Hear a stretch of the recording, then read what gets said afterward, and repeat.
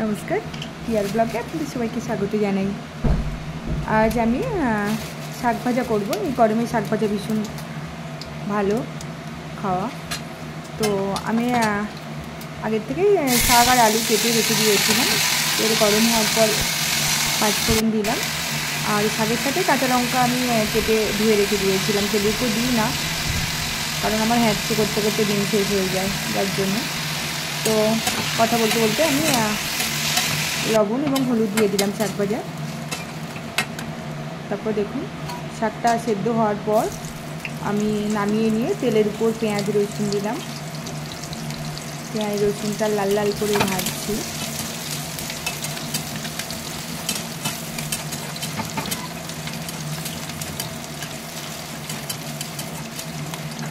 শাক ভাজা দিয়ে কিন্তু ভাত খাওয়া হয়ে যায়। গরম গরম ভাতে শাক ভাজা পেলে আর কিচ্ছু দরকার হয় না। এরপর লাল লাল করে ভাজা হয়ে যাওয়ার পর ওই সেদ্ধ শাক এবং আলুটা আমি এর উপর দিয়ে দিয়েছি, পেঁয়াজ এবং রসুন ভাজার উপর দিয়ে। দেখুন, মানে শাকটা যে ভাজা হয়ে গেছে পুরো বোঝা যায় যে কড়ায় আর লেগে থাকবে না, কড়ার থেকে পুরো ছেড়ে দেবে। দেখুন আমার শাক ভাজা, তবে একটু আলুর পরিমাণটা বেশি হয়ে গেছে শাকের তুলনায়। কেমন হয়েছে জানা